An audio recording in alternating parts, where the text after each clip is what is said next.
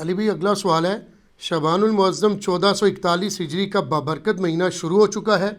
اس حوالے سے پوری دنیا میں بالعموم اور انڈیا، پاکستان، بنگلہ دیش میں بالخصوص شب برات منائی جاتی ہے۔ مساجد میں باقاعدہ اجتماعی عبادات کا اہتمام کیا جاتا ہے، بلکہ نمازیوں کے لیے 15 شعبان کے روزے کی سحری کا بندوبست بھی کیا جاتا ہے۔ عام مسلمانوں کا ماننا ہے کہ 14 اور 15 شعبان کی درمیانی رات اللہ تعالیٰ تقدیر کے بڑے بڑے فیصلے فرماتا ہے، بلکہ اس رات کو بے شمار لوگوں کو دوزخ سے چھٹکارے کا پروانہ بھی مل جاتا ہے۔ پلیز اس حوالے سے جتنی بات درست ہے اور جتنی بات غلط ہے دونوں کو تفصیلاً بیان فرما دیں۔ جزاک اللہ خیر و احسن الجزا۔ جزاکم اللہ خیر و احسن الجزا۔ میرے بھائیو، جہاں تک شعبان المعظم کے بابرکت مہینے کی عظمت کا تعلق ہے، خصوص بالخصوص اس میں رکھے گئے اور روزوں کی جو فضیلت ہے، تو اس پہ صحیح بخاری اور صحیح مسلم کی کئی احادیث گواہ ہیں، اس سے تو ہمیں کوئی انکار نہیں ہے، معاذ اللہ استغفر اللہ۔ ہم کیوں سچائی سے روگردانی کریں گے؟ لیکن اس کے برعکس جہاں تک 14 اور 15 شعبان المعظم کی درمیانی رات، جسے شب برات بھی کہتے ہیں، یہ برات عربی کا لفظ ہے، چھٹکارے کی رات، ان کا کلیم ہے کہ یہ جہنم سے چھٹکارے کی رات ہے۔ یہ لادہ بات ہے کہ جہنم سے چھٹکارے کی رات منا رہے ہوتے ہیں اور نیچے جہنم کی وہ چیز بھڑکا رہے ہوتے ہیں، پٹاخے اور انار اور پتہ نہیں کیا کچھ آگ والی چیزیں چھوڑ رہے ہوتے ہیں۔ اگرچہ اس عمل کو کوئی بھی مکتبہ فکر اون نہیں کرتا، لیکن بہرحال مسلمانوں میں کسی فرقے کے زیر اثر یہ بات آئی ہے نا، اور وہ اس فرقے والوں کو پتہ ہے، یہ وہی لوگ ہیں جو اپنی مسجدوں میں لائٹنگ کرواتے ہیں اس رات کو، اور ہم بھی اسی فرقے سے، بریلوی فرقے سے تعلق رکھتے تھے۔ ہم لوگ بھی بچپن میں یہ سارے پٹاخے چھوڑتے رہے، تو ہم نے ہندوؤں سے تو نہیں سیکھے تھے، ہم نے تو کبھی بھی ہندوؤں کے ساتھ وقت نہیں گزارا۔ اب آگے یہ تو دعوت اسلامی نے جب لوگوں کو ایجوکیٹ کیا کہ یار یہ غلط کر رہے ہو، یہ یعنی حرام ہے یہ کرنا، تو تب لوگ ایجوکیٹ ہوئے ہیں۔ اس وقت جو کچھ ہو رہا ہے، جس طرح ہندوؤں میں وہ دیوالی کے نام کے اوپر یا ہولی کے نام پہ جو تماشے ہو رہے ہوتے ہیں نا، وہ مسلمانوں میں شب برات کی رات کو ہو رہے ہیں، یہ ہوئے مسلم سکولرز کے ہی زیر اثر ہے، کیونکہ دین کے نام کے اوپر وہ رات منائی جا رہی ہوتی ہے نا۔ اب یہ اس سے انکاری ہو جائیں یا روگردانی کر لیں تو ان کا اپنا معاملہ ہے۔ تو اب اللہ کے فضل ہے کہ چونکہ ملک کی اکانومی ویسے ہی گر گئی ہے، اس لیے اتنا خرچہ کوئی کرتا نہیں ہے، تھوڑی لوگوں میں ایجوکیشن بھی آ گئی۔ اب کچھ سالوں سے میں نے دیکھا یہ معاملہ آلموسٹ ایبسلیٹ ہو گیا، ختم ہو جا رہا ہے اللہ کے فضل سے۔ تو یہ جو شب برات کی جتنی بھی احادیث ہیں، ان میں سے کوئی بھی حدیث ہے بھی وہ گنتی کی ہیں، 5-6 احادیث ہیں، بلکہ وہ کہنا چاہیے کہ احادیث کیا ہیں، وہ یعنی سند کے ساتھ روایتیں بیان ہوئی ہیں نبی علیہ السلام کے ریفرنس سے، کوئی بھی اصول محدثین کے اوپر صحت کے درجے پہ نہیں ہے۔ لیکن اس ساری ڈسکشن کا سب سے خطرناک پہلو یہ ہے کہ شب برات کے بارے میں، یعنی 14 اور 15 کی درمیانی رات، جسے ہم 15ویں رات کہتے ہیں شعبان کی، جو کلیم کیا جا رہا ہے نا کہ اس رات میں تقدیر کے فیصلے ہوتے ہیں، رزق لکھ دیا جاتا ہے، کس نے مرنا ہے، کس نے پیدا ہونا ہے، یہ ساری باتیں لکھ دی جاتی ہیں، یہ سارے کے سارے کلیم، حتیٰ کہ یہاں تک کلیم کیا جاتا ہے جی قرآن 2 دفعہ نازل ہوا ہے، ایک دفعہ لوح محفوظ سے جو ہے وہ پہلے آسمان پہ، اور اس کے بعد پہلے آسمان سے نیچے، وہ کہتے ہیں وہ جو پہلے والا اوپر والا حصہ نازل ہوا ہے وہ بھی اس رات میں ہوا ہے۔ یہ سارے کے سارے کلیم قرآن کی روح سے بالکل غلط ہے۔ قرآن حکیم کو آپ پڑھیں گے تو یہ سارے کے سارے کلیمز آپ کو شب قدر کے بارے میں ملیں گے۔ قدر کا مطلب بھی ڈیسٹنی کی رات، جو رمضان المبارک کے آخری عشرے کی تاک راتوں میں آتی ہے، اور بخاری مسلم میں کئی احادیث اس کے اوپر گواہ ہیں، وہ میں اینڈ پہ انشاءاللہ بیان بھی کر دوں گا۔ تو قرآن کی روح سے تو یہ شب برات کے بارے میں جو کچھ کلیم کیا جا رہا ہے وہ بالکل غلط ہے، قرآن سے ہی ٹکراتا ہے۔ یہی تو ہم کہتے ہیں کہ صحیح احادیث قرآن کے خلاف نہیں ہوتی ہیں، ہمیشہ جعلی روایتیں، ضعیف روایتیں یہ قرآن کے خلاف جا رہی ہوتی ہیں، تو ہم مانتے بھی نہیں ان کو، الحمدللہ۔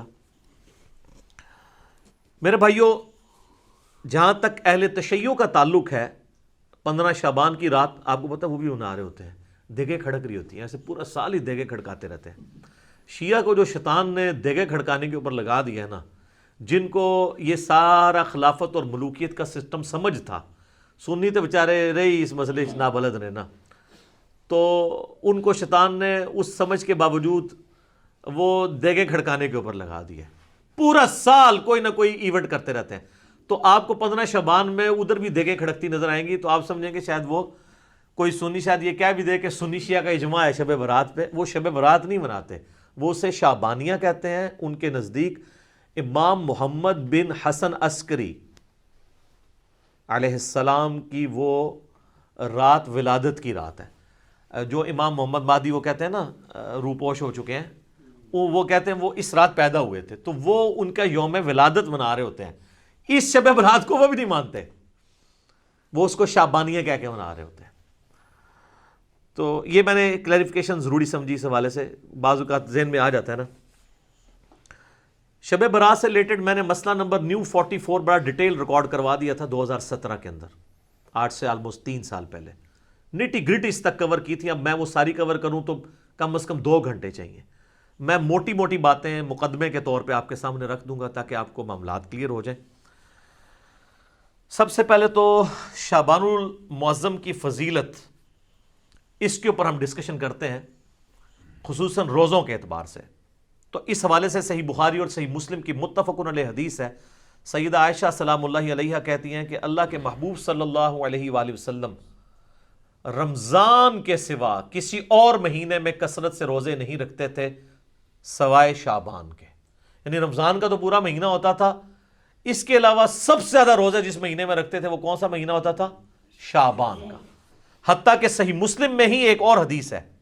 یہ پہلی حدیث تو متفقن علیہ تھی. متفقن علیہ کا مطلب ہے دونوں میں, بخاری مسلم میں. مسلم شریف میں ایک حدیث ہے, اما عائشہ کہتی ہیں کہ نبی صلی اللہ علیہ وآلہ وسلم بعض اوقات شعبان کا پورا مہینہ ہی روزے رکھتے تھے, کانٹینیوس پورا مہینہ. یعنی اتنی آپ کو محبت تھی شعبان کے روزوں سے. حتیٰ کہ بخاری اور مسلم میں ایک حدیث ہے, سیدہ عائشہ کہتی ہیں رمضان کے مہینے میں میرے جو روزے پیریڈز کی وجہ سے, حیض کی وجہ سے چھوٹ جاتے تھے نا, تو مجھے پورا سال موقع نہیں ملتا تھا کہ میں ان روزوں کی قضا دوں سوائے شعبان کے. کیونکہ شعبان میں نبی صلی اللہ علیہ وآلہ وسلم خود روزہ رکھتے تھے, تو مجھے موقع مل جاتا تھا کہ میں اپنے روزوں کی قضا کر لیتی تھی. اب سیدہ عائشہ نے کوڈ ورڈز میں بات کی ہے, لیکن اسی حدیث میں بخاری مسلم میں وہ جو حدیث کا راوی ہے وہ کہتا ہے کہ اما عائشہ یہ کہنا چاہ رہی ہیں کہ نبی علیہ السلام کی مشغولیت کی وجہ سے میں روزوں کی قضا نہیں دے پاتی تھی. اور اس کو سپورٹو وہ بخاری مسلم کی حدیث ہے. نبی صلی اللہ علیہ وآلہ وسلم نے فرمایا کہ کوئی عورت اپنے خاوند کی اجازت کے بغیر نفلی روزہ نہ رکھے, یہ اس کے لیے حلال ہی نہیں ہے. مراد یہ کہ دن کے وقت بھی میاں بیوی ازدواجی تعلق قائم کر سکتے ہیں. تو جو اما عائشہ کہتی ہے نا کہ میں نہیں تھی رکھ سکتی, یعنی نبی علیہ السلام کی اجازت نہیں ہوتی تھی, تو یہ جو لوگوں میں مشہور ہے کہ جی دن کے وقت کوئی ازدواجی تعلق میاں بیوی قائم نہیں کر سکتے, تو اس کی بھی نفی بخاری مسلم کی احادیث کی روشنی میں ہو گئی الحمدللہ. اب یہ روزے رکھنے کی وجہ کیا تھی, اس کو سپورٹو وہ حدیث ہے شعبان کے حوالے سے سنن نسائی میں انٹرنیشنل نمبرنگ کے مطابق 2359 اور مشکات المصابی میں فٹ نوٹ پہ لکھی ہے 1305 نمبر جو حدیث ہے مشکات میں, اس کے فٹ نوٹ پہ شیخ زبیل زئی صاحب نے اس حدیث کی تصحیح کی ہے, اور اس حدیث کو شیخ البانی نے بھی صحیح کہا ہے. کون سی حدیث؟ جو سنن نسائی میں 2359 نمبر ہے, کہ اسامہ ابن زید کہتے ہیں کہ ہم نے نبی علیہ السلام سے پوچھا اے اللہ کے محبوب صلی اللہ علیہ وآلہ وسلم, ہم نے آپ کو شعبان کے مہینے میں اتنے کثرت سے روزے رکھتے ہوئے دیکھا ہے کہ رمضان کے سوا کسی اور مہینے میں اتنے روزے نہیں رکھتے, تو اس کی وجہ کیا ہے؟ تو آپ صلی اللہ علیہ وآلہ وسلم نے فرمایا کہ یہ جو مہینہ ہے جو رجب اور رمضان کے درمیان آتا ہے. یہ آپ نے بات کیوں کی؟ رجب حرمت والا مہینہ اور رمضان ویسے ہی فضیلت والا مہینہ. تو حضور بتانا چاہ رہے ہیں کہ یہ 2 فضیلت والے مہینوں کے سینٹر میں جو مہینہ آتا ہے نا, یہ بھی بہت فضیلت والا ہے. یہ جو مہینہ رجب اور رمضان کے درمیان آتا ہے, لوگوں کی اکثریت اس کی عظمت سے غافل ہے, جبکہ یہ ایسا مہینہ ہے کہ جس میں نامہ اعمال اللہ کے حضور پیش ہوتے ہیں, اور میری خواہش ہے کہ جب میرا نامہ اعمال پیش ہو رہا ہو تو میں روزے کی حالت میں ہوں. اچھا, اس سے یہ بات پتہ چل گئی کہ یہ بڑا اچھا موقع تھا کہ اللہ کے نبی کہہ سکتے تھے کہ 15 شعبان کی جو رات ہے نا, شب برات, اس رات میں نامہ اعمال پیش ہوتے ہیں, تو پھر ایک ہی روزہ رکھنا پڑتا. آپ پورا مہینہ رکھ رہے ہیں, کسی بھی وقت پیشی ہو سکتی ہے. یہ بھی اس بات کو سپورٹو ہے یہ والی حدیث.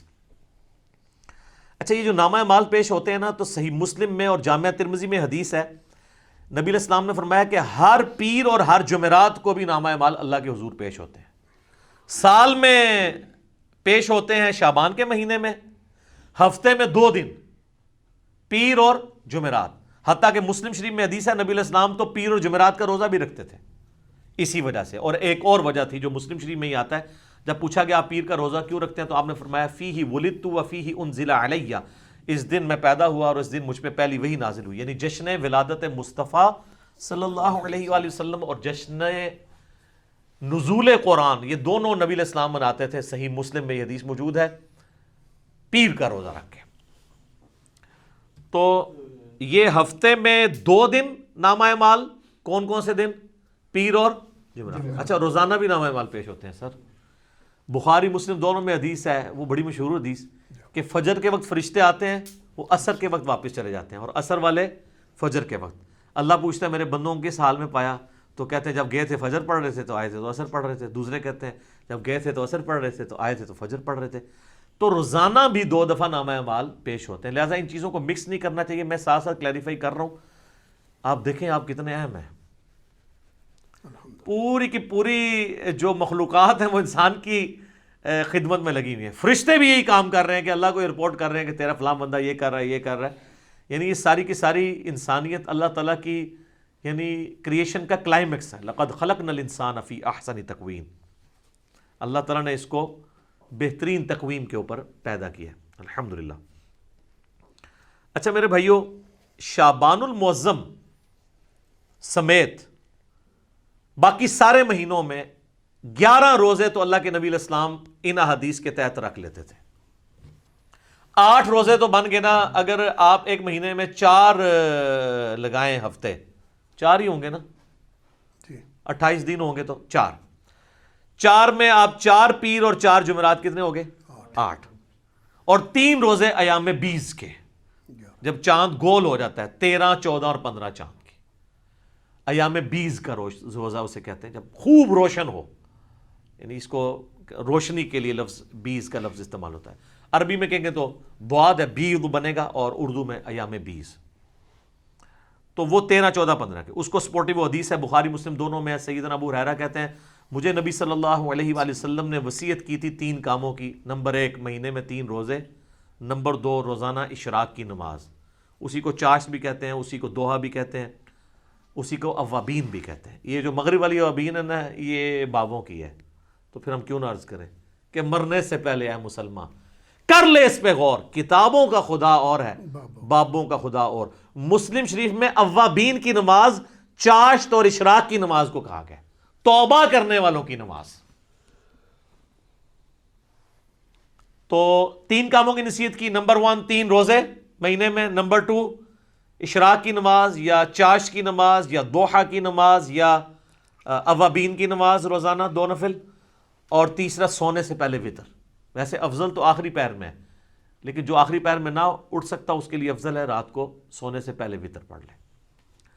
صحیح مسلم میں حدیث ہے, اما عائشہ کہتی ہے کہ نبی علیہ السلام کم از کم مہینے میں 3 روزے ضرور رکھا کرتے تھے, اور بعض اوقات اس چیز کی بھی پرواہ نہیں کرتے تھے کہ وہ دن کون سے ہیں. یعنی عمومی عمل تو 13, 14, 15 کا تھا, اس کے علاوہ بھی آپ 3 کی گنتی آپ نے پوری کرنی ہوتی تھی اگر کبھی رہ بھی جائیں, لیکن عمومی عمل وہی تھا. اس کو سپورٹیو حدیث سنن نسائی میں ابن عباس رضی اللہ تعالیٰ عنہ کہتے ہیں کہ نبی علیہ السلام سفر میں بھی اور حضر میں بھی ایام 20, 13, 14, 15 کے روزہ نہیں چھوڑتے تھے. یعنی آپ علیہ السلام کو ان روزوں سے اتنی محبت تھی. اور بخاری اور مسلم دونوں میں حدیث ہے کہ مہینے میں 3 روزے رکھنے والا, یہ ایام 20 کے, خواہ وہ 13, 14, 15 کو رکھ لیے جائیں یا کبھی کسی بھی وقت رکھ لیے جائیں, یہ بھی آسانی دے دی ہے. پورے مہینے میں کبھی 3 کی گنتی, چاہے کٹھی پوری کریں, الگ کر کے پوری کریں. بخاری مسلم کے الفاظ ہیں جو یہ 3 روزے رکھ لے گا وہ گویا ایسا ہے کہ اس نے ہمیشہ کے روزے رکھے ہیں. سبحان اللہ, لیکن مشکل ہے یہ کام بھی. 36 روزے یہ بھی بن جاتے ہیں سال کے, تو آڑے سے سان کام دس دینے. تو صحیح مسلم میں, جامعہ ترمذی میں, سنن ابی داؤد میں, سنن نسائی میں, سنن ابن ماجہ میں, 5 کتابوں میں, یہ جو 6 پڑھی ہیں نا, مشکات میں بھی آ گیا, وہ تو اسی کے نوٹس ہیں نا. یہ جو آپ کے سامنے 7 کتابیں پڑھی ہیں اس میں سے صرف بخاری کو نکال دیں, باقی ساری کتابوں میں حدیث ہے انکلوڈنگ صحیح مسلم کہ نبی علیہ السلام نے فرمایا جس نے رمضان المبارک کے روزے رکھے اس کے بعد شوال کے 6 روزے رکھ لیے, وہ گویا ایسا ہے کہ اس نے زمانے بھر کے, پورے سال کے, پوری زندگی کے روزے رکھ لیے. الحمدللہ, کتنی بڑی آسانی ہے. اور اس میں یہ بھی شرط نہیں ہے کہ آپ نے 7 ہی شروع کرنے ہیں, اور یہ بھی شرط نہیں کہ ایک ساتھ رکھ لیں باقی بعد میں رکھ لیں. پورے مہینے میں جس وقت مرضی رکھ لیں. ساتھ رکھنے کا یہ فائدہ ہوتا ہے، ایک روٹین بنی ہوتی ہے تو رکھے جاتے ہیں۔ الحمدللہ میں جب سے یعنی بالغ ہوا ہوں روزے رکھ رہا ہوں، ہم ساتھ ہی کوشش کرتے ہیں کہ یہ روزے مکمل کر لیے جائیں، تاکہ یہ پورے مہینہ 3 روزے نہیں رکھ سکتے تو یہ 6 روزے رکھ کے تو ہمیشہ کے روزوں کا ثواب کمائیں جی۔ اچھا یہ بعض لوگ پریشان ہوتے ہیں کہ یار مشقت کم اور یہ ثواب زیادہ، یہ کیسے پاسبل ہے؟ سر اللہ تعالیٰ نے نبی علیہ السلام کو ہر طرح کے لوگوں کے لیے پیغمبر بنا کے بھیجا ہے، آسانیاں بھی رکھی ہیں۔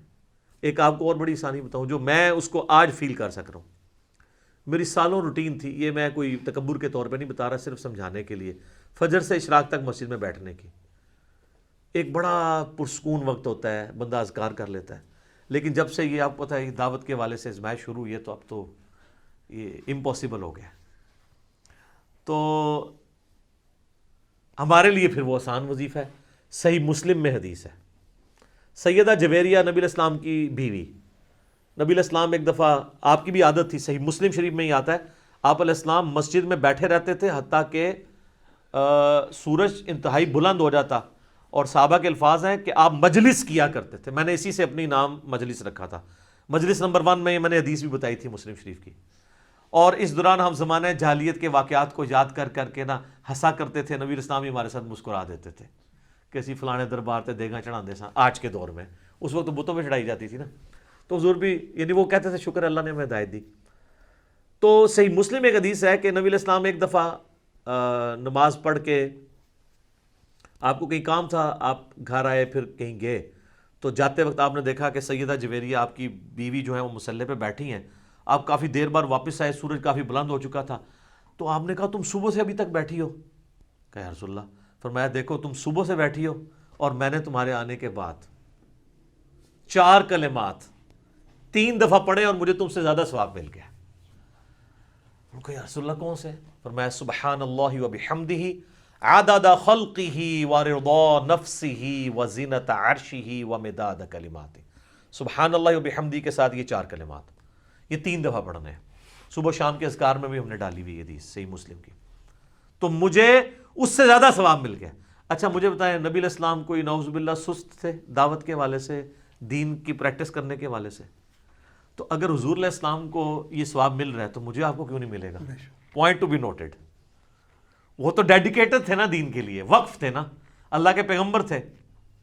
اگر یہ سب کچھ ہونے کے باوجود وہ بھی یہ سکپ کریں اور ان کو ثواب ملے، ہم تو پھر بھی اپنی دنیاوی کمزوریوں کی وجہ سے، مجبوریوں کی وجہ سے یعنی یہ اہتمام نہ کر سکیں تو ہمیں تو بدرجہ اولیٰ مل جائے گا، تو یہ ثواب اس سے زیادہ ثواب مل جائے گا۔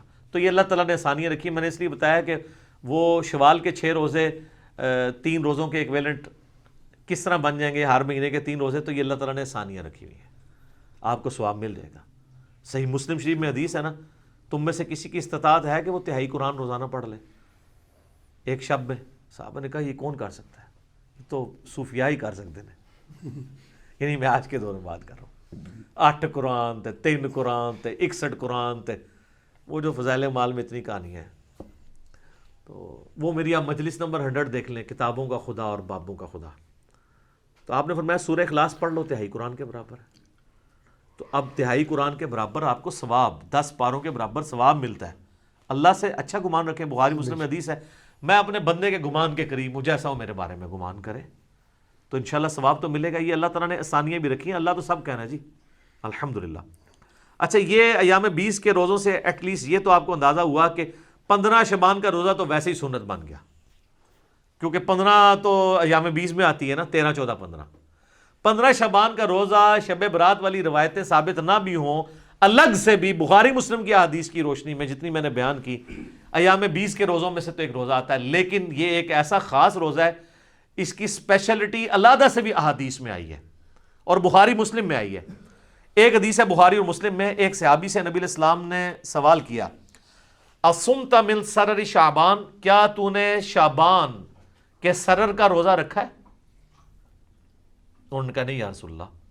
تو آپ نے فرمایا اب جب رمضان گزر جائے تو شوال کے مہینے میں 2 روزے رکھ لینا۔ اچھا یہ سرر کا جو لفظ استعمال ہوا ہے نا، اس کا معنی عربی میں کنارہ بھی بنتا ہے، اردو میں بھی آپ سرا، سرر، اور سینٹر بھی بنتا ہے۔ اس حدیث میں کلیئر نہیں کہ نبی علیہ السلام کس روزے کی بات کر رہے تھے، پہلے اشرے کا آخری روزہ یا آخری اشرے کا آخری روزہ یا درمیانے کا آخری روزہ یا درمیان والا روزہ، کون سا روزہ؟ اس کو سپورٹیو ایک حدیث ہے صحیح مسلم میں 2745 انٹرنیشنل نمبر کے مطابق، اس میں الفاظ ہیں کہ سرتی ھذا الشہر، اس مہینے شعبان کے جو سرہ کا، سرہ کسے کہتے ہیں عربی میں؟ ناف کو، نیول، وہ نا فوق السرہ اور تحت السرہ، ناف کے نیچے ناف کے اوپر، اللہ سرہ نہیں ہے، فوق ہے، فوق اینو کہتے ہیں، اللہ ہوتا ہے ایگزیکٹ، اپون اینڈ بلو، نٹ آن، تو یہ بھی آلموسٹ سینٹر آف گریوٹی بن رہا ہوتا ہے جسم کا سینٹر، تو ناف کا، شعبان کے ناف کا روزہ رکھا ہے، تو اچھا یہ لفظ جو ہے نا وہ کھوکھلی چیز کے لیے بھی استعمال ہوتا ہے، اس لیے سینٹر کے لیے بھی استعمال ہوتا ہے، تو وہ جو کسی ایک چیز کو اندر سے ہالو کیا جائے وہ بھی سینٹر بن رہا ہوتا ہے، تو اس سے 15 شعبان کا روزہ ہی ثابت ہوتا ہے، اور اس میں میرا تفرد نہیں ہے، اہل سنت میں ایک بہت بڑا ایک مکتب فکر جو اہل حدیث سے نکلا ہے، جماعت المسلمین والے، وہ تو اس روزے کو واجب کہتے ہیں، ہم اسے واجب نہیں سمجھتے، سنت ہے، وہ کہتے ہیں وہ جو نبی علیہ السلام نے کہا تھا اگر چھوٹ کے تو 2 رکھنا، تو ہم کہتے ہیں وہ تو خاص لوگوں کے لیے آپ نے فرما دیا، امت کے لیے عام نہیں فرمایا، امت کے لیے نہیں، ان کے لیے، وہ تو نابینے کو بھی بخاری مسلم میں آتا ہے، آپ نے کہا تھا اذان کی آواز آتی ہے نماز مسجد میں ہی پڑھنی ہے، ہمارے لیے حدیثیں ہیں کہ خوف، بارش، کرونا، جو بھی ہو اجازت ہے، ہمارے لیے ذرا آسانی ہے، ڈیفرنٹ ہے، تو دوسری طرف جو لوگ ہیں نا 15 شعبان کے روزے کے مخالف، وہ کہتے ہیں کہ جی یہ دیکھیں نا جی، یہ وہ ایام 20 کا روزہ آپ 15 کا رکھتے تھے، 15 شعبان کا نہیں رکھتے، چلو سر آپ 15 شعبان کی نیت نہ کریں، ایام 20 کی کر لیں،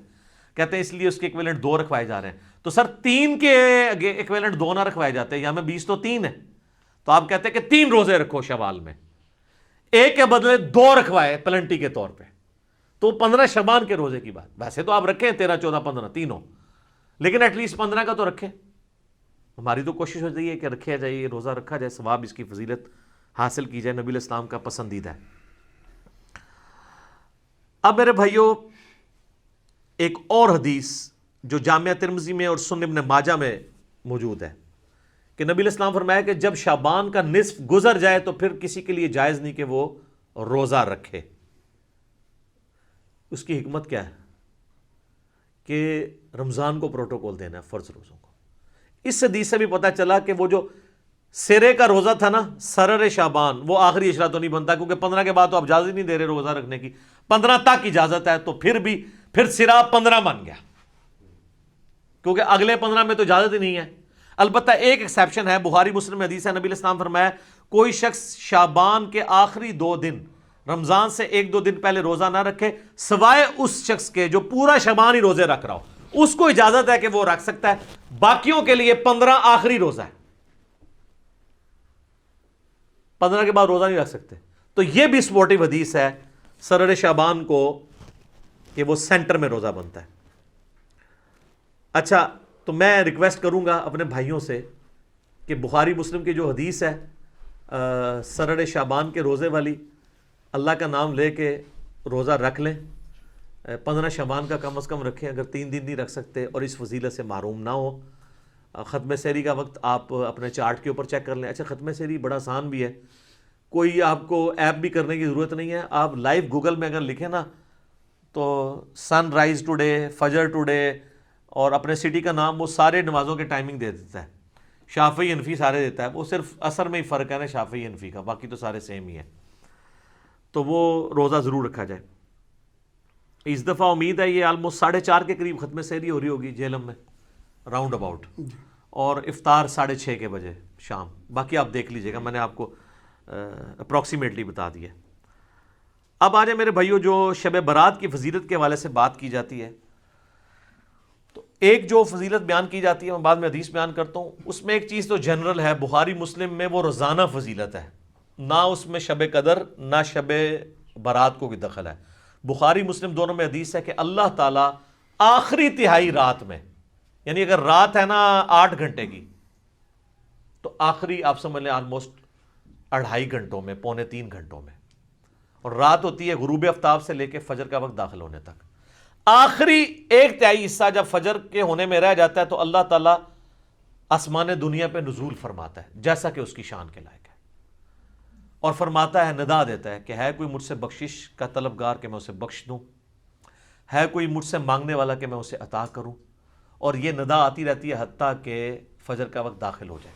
تو یہ تو روزانہ ہو رہا ہے، اس میں نہ رمضان کی لیلۃ القدر کو کوئی دخل ہے، نہ ان کی بنائی ہوئی شب برات کو کوئی دخل ہے، یہ تو روزانہ ہی ہے شب قدر، البتہ آخری تہائی رات میں۔ شب قدر جو رمضان والی فضیلت ہے وہ یہ ہے کہ غروب آفتاب سے لے کے فجر تک پوری رات وہ رہتی ہے فضیلت، تو وہ تو ایک رات ہے نا، باقی تو ہر رات میں اللہ تعالیٰ آسمان دنیا میں نزول فرماتا ہے جیسا کہ اس کی شان کے لائق ہے۔ اس کی کوئی تفصیل نہیں کہ جی آج جناب امریکہ میں اس وقت دن ہے تو ادھر رات ہو گئی ہے تو کتنے ہے، یہ متشابہات ہیں، یہ ہمارے فریم آف ریفرنس سے بات ہے، باہر ہیں یہ چیزیں، ان کے اوپر، ان باتوں کے اوپر ہمیں ڈسکشن سے منع کیا گیا متشابہات کے اوپر۔ سورہ ال عمران کی آیت نمبر 7 ہے کہ جن لوگوں کے دلوں میں ٹیڑھ پن ہوتا ہے وہ متشابہات کے پیچھے لگتے ہیں۔ ہمارے پاس ڈیٹا ہی نہیں ہے اس کا، اس لیے اس کو ویل لیفٹ کرنا چاہیے۔ تو وہ حدیث بڑی مشہور حدیث ہے، جامعہ ترمذی میں 739 انٹرنیشنل نمبر کے مطابق، سنن ابن ماجہ میں 1389 اور مشکات میں بھی موجود ہے 1299۔ اور اس حدیث کے ساتھ مزے کی بات ہے، امام ترمذی نے اس کے اوپر جرا کر کے ساتھ لکھا ہے یہ روایت منقطع ہے، نہ تابعی کی ملاقات تبع تابعی سے ثابت ہے، نہ تابعی کی ملاقات صحابی سے ثابت ہے، دو انقطاع ہیں۔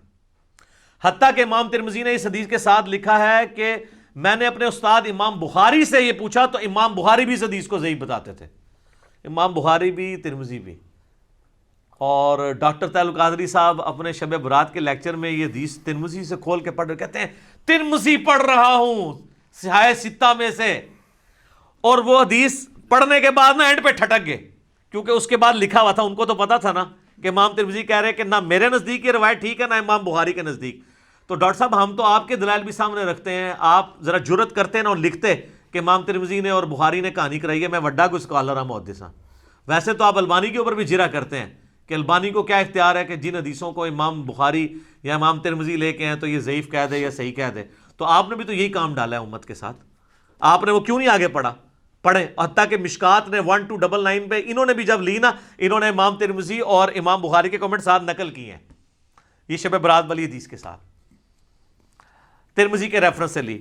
739 ترمذی، سنن ابن ماجہ 1389، مشکات 1299، وہ بڑی مشہور حدیث کے سیدہ عائشہ کہتی ہیں، یہ روایت مطلب کمزور ہے، میں بیان کر رہا ہوں۔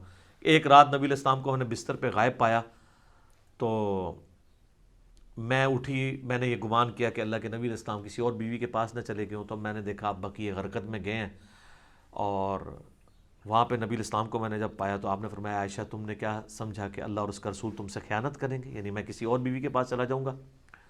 آپ صلی اللہ علیہ وآلہ وسلم نے فرمایا عائشہ یہ آج شعبان کی 15ویں رات ہے، اس رات اللہ تعالیٰ آسمان دنیا پہ تجلی فرماتا ہے اور بنی کلب کی بکریوں کے بالوں کے برابر لوگوں کی مغفرت کر دیتا ہے۔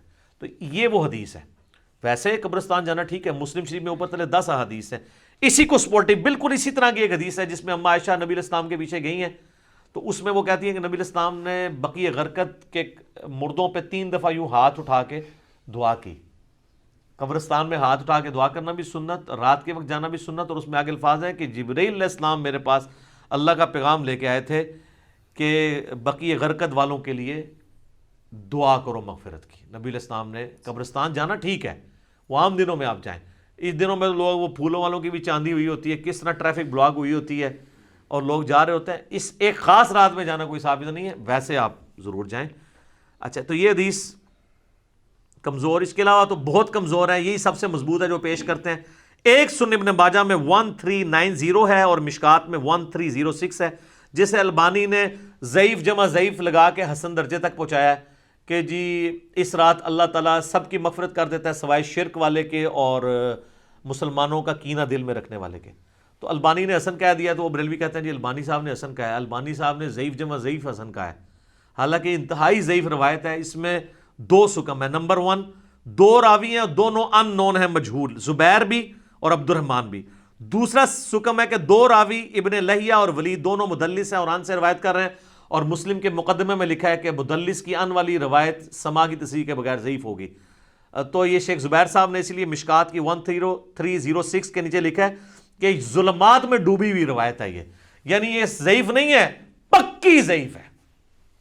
اب البانی صاحب نے اس کو حسن کہہ دیا تو وہ لوگ بیان کر رہے ہوتے ہیں. اور اہل حدیث یہ 2 نمبری کرتے ہیں کہ بریلویوں پہ گرج رہے ہوتے ہیں. میں نے ایک دفعہ 4-5 سال پرانی بات ہے، شاید اس سے بھی زیادہ، ایک اہل حدیث شب برات پہ گرج رہا ہے، بریلویوں نے نکال لی ہے. میں نے اس کو ایک پرچی لکھ کے بھیجی کہ آپ کے البانی صاحب نے بھی حسن کہا ہوا ہے، تھوڑا ان کے بارے میں بھی فرما دیں.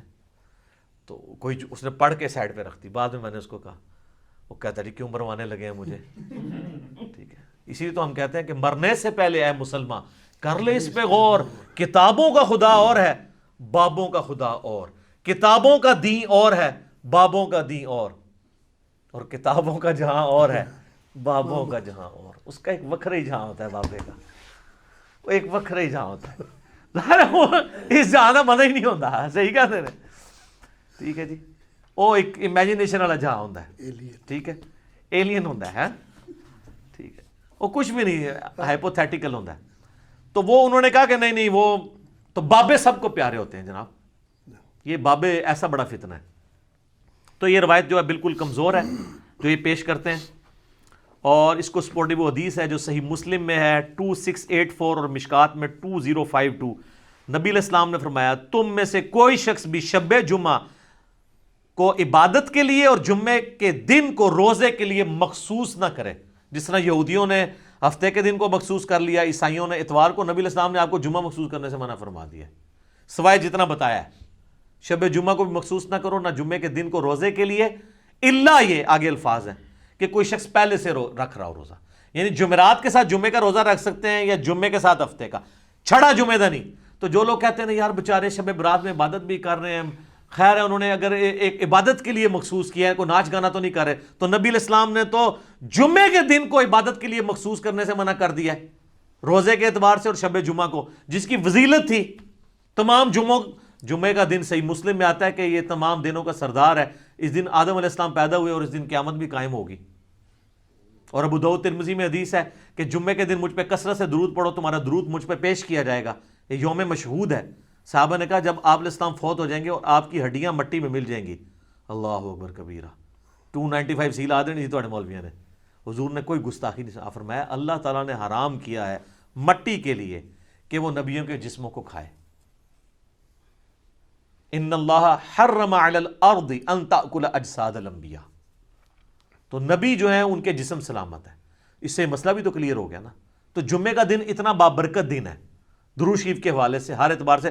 اسے بھی کہا گیا مخصوص اس حوالے سے نہیں کرنا، نہ شب جمعہ کو. پھر جو میں نے شروع میں بات کی تھی کہ قرآن حکیم کا مقدمہ تو اس کو سپورٹ ہی نہیں کرتا. یہ شب برات کی فضیلت میں قرآن کی جو آیت لے کے آتے ہیں نا، وہ سورہ الدخان سورت نمبر 44، اسی میں نے مسئلہ 44 رکھا تھا. اس کی شروع کی 6 آیات، اعوذ باللہ من الشیطان الرجیم، حامیم والکتاب المبین انا انزلناہ فی لیلۃ مبارکۃ انا کنا منذرین فیہا یفرق کل امر حکیم. حامیم، اس کتاب مقدس کی قسم، ہم نے بے شک اس قرآن کو ایک بابرکت رات میں اتارا ہے، اور جس رات میں اللہ کی قدرت کے کام اللہ تعالیٰ یعنی فرشتوں کو اسائنمنٹس بانٹ دیتا ہے اور اپنے رب کی طرف سے یہ چیزیں نازل ہوتی ہیں، ہم بھی فرشتوں کو بھیجنے والے ہوتے ہیں. یہ کہتے ہیں جی یہ وہ رات ہے جو شب برات ہے. ہم کہتے ہیں یار قرآن خود بتا رہا ہے کہ وہ رات جس میں اللہ تعالیٰ نے قرآن نازل کیا وہ رات کون سی ہے؟ قرآن میں تو 2 راتیں تو نہیں آئی ہیں. وہ کہتے ہیں 2 راتیں ہیں، ایک میں نا لوح محفوظ سے پہلے اسمان پہ آئی ہے، دوسرے سے نیچے آئی ہے. تو قرآن تو ایک رات کو ہی جانتا ہے، دوسری رات کو تو جانتا ہی نہیں قرآن. جس طرح اللہ تعالیٰ سورہ یونس میں کہتا ہے کہ اللہ کے علم میں تو کوئی اور الہ نہیں ہے سوائے میرے. مراد یہ کہ ہے ہی کوئی نہیں ہے. یہ نہیں ہے کہ اللہ کے علم میں نہیں کوئی ہے، اللہ کہتا ہے. تو میں کہتا ہوں قرآن تو نہیں جانتا. قرآن تو آپ کو یہ کہتا ہے کہ وہ رات کس مہینے میں ہے یہ بھی بتاتا ہے. سورۃ البقرہ آیت نمبر 185، شہر رمضان الذی انزل فیہ القرآن، انزل فیہ القرآن ھدی للناس وبینات من الہدی والفرقان. رمضان کا مہینہ وہ ہے جس میں قرآن نازل ہوا جو سراپا ہدایت ہے، جس میں ہدایت کے روشن دلائل ہیں اور یہ حق اور باطل میں تمیز کرنے والی کتاب ہے۔ بلکہ صحیح بخاری میں تو آیا محمد فرق بین الناس، محمد صلی اللہ علیہ وآلہ وسلم بھی لوگوں میں حق اور باطل میں فرق کرنے والی شخصیت ہے۔ تو یہ آ گیا، اور اسی پہ اللہ نے نہیں چھوڑا صرف رمضان میں، بلکہ یہ بھی بتا دیا کہ سورۃ القدر سورت نمبر 97 پوری کی پوری نازل کر کے یہ بھی بتا دیا کہ رمضان کا وہ دن نہیں تھا بلکہ رمضان کی رات تھی جس میں اللہ تعالیٰ نے اس قرآن کو نازل فرمایا۔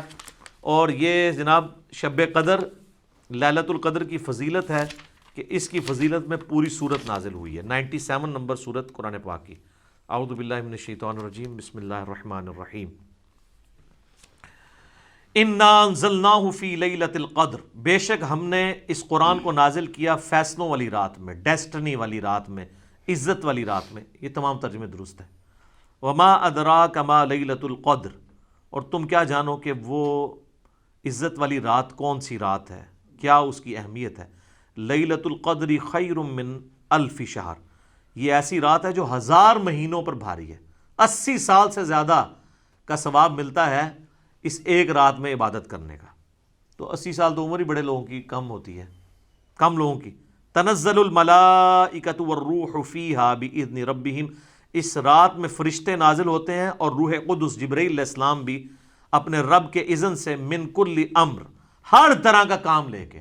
وہی جو آیا تھا فیہا یفرق کل امر حکیم، جو یہ کہتے ہیں جناب آج پتے کٹ جانے نے، وہ ساروں پتے کٹتے تھے شب قدر وچ، شب برات وچ نہیں۔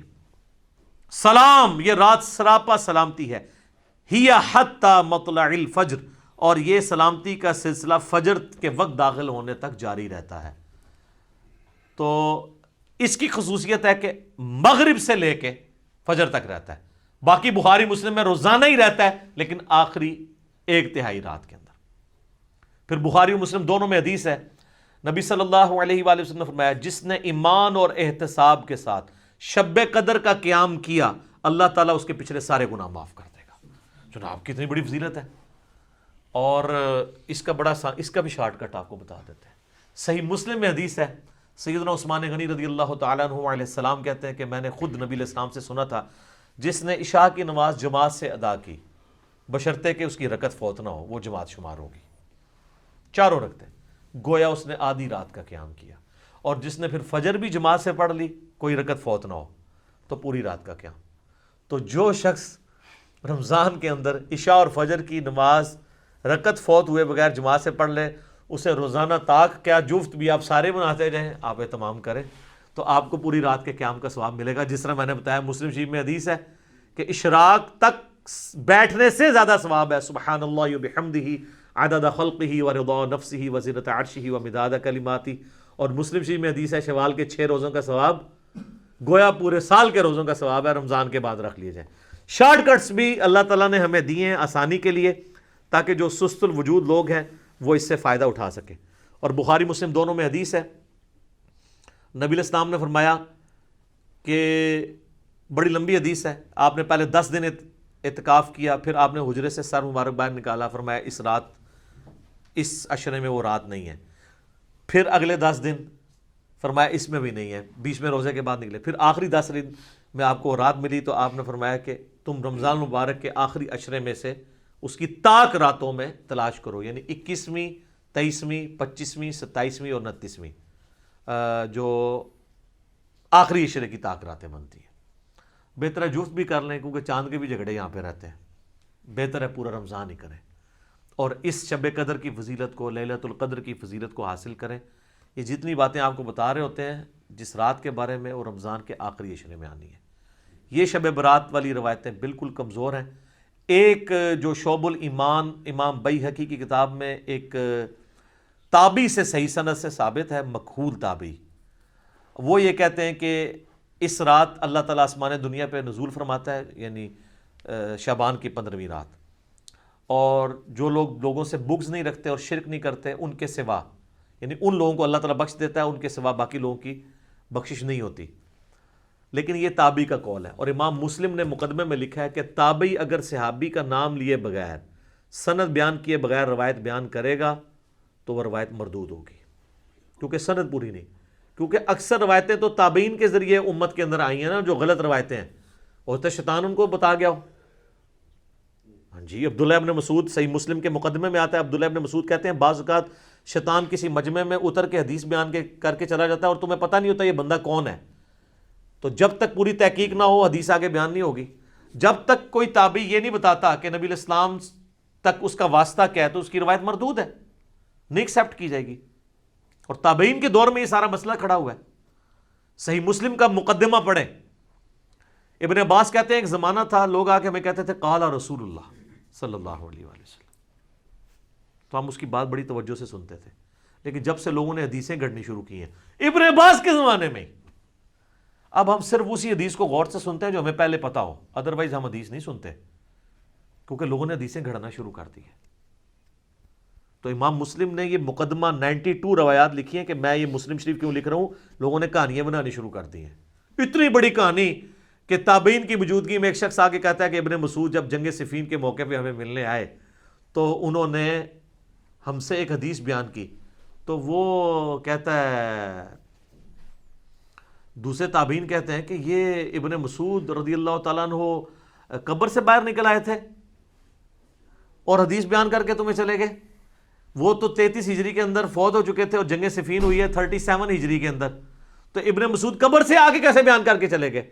اب ان کو کوئی بتایا کہ جناب سر تو آڈے بعد جو کام پہ آ جائے نا، وہ کہتے ہیں جناب امام جعفر صادق علیہ السلام نے نعوذ باللہ قبر سے نکل کے 40 سال کے بعد بايزيد کو بیعت کیا، بايزيد نے 90 سال بعد نکل کے ابو الحسن خرقانی نو بیعت کیتا، اور ویسی سلسلہ چلتا ہے. سب کہانیاں جھوٹ، سب فراڈ چل رہا ہے. تو جب ہم اس پہ بولتے ہیں تو ان کو غصہ آتا ہے، تو ہم پھر عرض ہی کر سکتے ہیں کیا کہ مرنے سے پہلے اے مسلمان کر لے اس پہ غور، کتابوں کا خدا اور ہے، بابوں کا خدا اور یقین جب جان لے ایک دفعہ بھی تو نے کبھی زندگی میں سے سیریس لیا نا ہماری صدا کو، اور مجلس 100 تو نے دیکھ لی، تیرے اندر سے پھر آواز نکلے گی کیا کہ نہ میں وابی نہ میں بابی، میں ہوں مسلم علمی کتاب. ٹھیک ہو گیا جی، جزاکم اللہ خیر.